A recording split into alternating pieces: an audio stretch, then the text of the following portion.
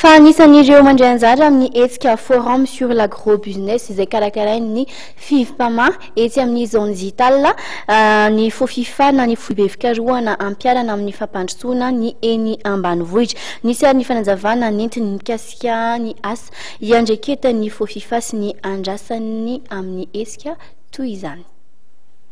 Ny fofifa zany dia foibe pirenena momba ny fikarohana ampiarana amin'ny fampandrosoana ny eny ambanivohitra.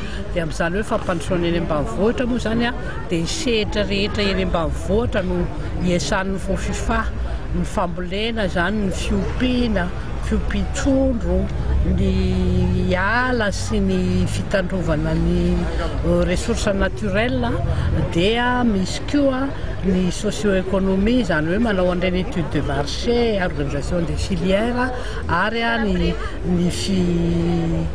ny conservation sy ny fanodinana ny vokatra. Zay zany ny atao hoe andraikitray. Dia ny andrasanay amin'ity forum ny agrobusiness ty dia zay aloha dia tena faly mihitsy zany anisan'ny nasaina ato.